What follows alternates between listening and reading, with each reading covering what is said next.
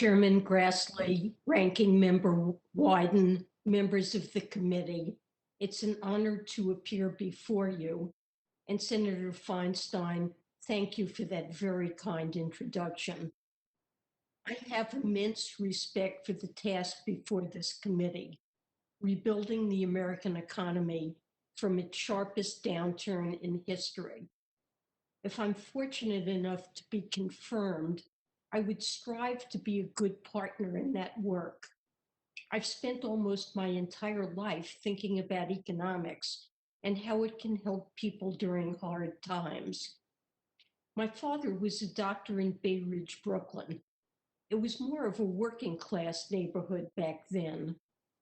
His patients would take the bus up from their jobs at factories or docks, and they'd come to our stoop because that's where my dad's office was, in our basement. He was the kind of doctor who treated the whole patient. He knew about their lives, about when they'd been fired or couldn't pay. Those remain some of the clearest moments in my childhood. My parents had been children of the Depression, and they had a visceral reaction to economic hardship. Economics is sometimes considered a dry subject, but I've always tried to approach my science the same way my father approached his, as a means to help people. And this committee, I believe, has viewed it the same way, especially during these last few months. When economists look back on the pandemic, I expect they'll conclude that Congress's actions averted a lot of suffering. But more must be done. Economists don't always agree, but I think there is a consensus now. Without further action, we risk a longer, more painful recession now and longer-term scarring of the economy later. The pandemic has caused widespread devastation. Whole industries have paused their work. 18 million unemployment insurance claims are being paid every week. Food bank shelves are going empty. The damage has been sweeping. And as the president-elect said last Thursday, our response must be too. Over the next few months, we're going to need more aid to distribute the vaccine, to reopen schools, to help states keep firefighters and teachers on the job.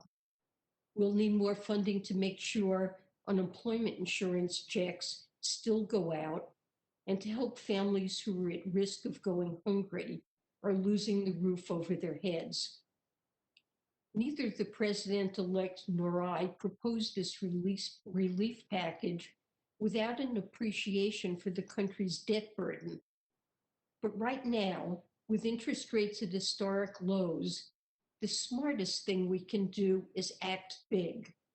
In the long run, I believe the benefits will far outweigh the costs, especially if we care about helping people who have been struggling for a very long time. People worry about a K-shaped recovery, but well before COVID-19 infected a single American, we were living in a K-shaped economy, one where wealth built upon wealth, while working families fell farther and farther behind. This is especially true for people of color.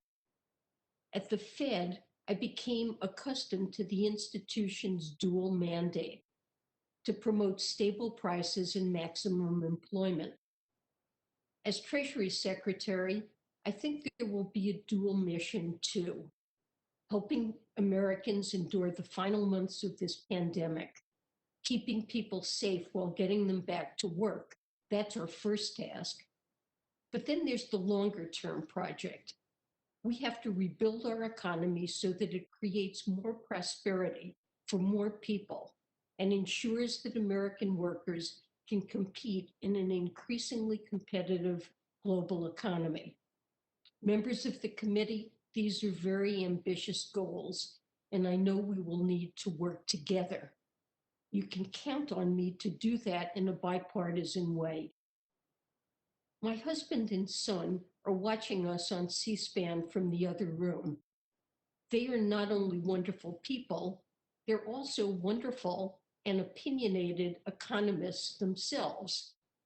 So I'm used to debate about these issues in the House, and I'd welcome it in the Senate. Thank you. I look forward to your questions.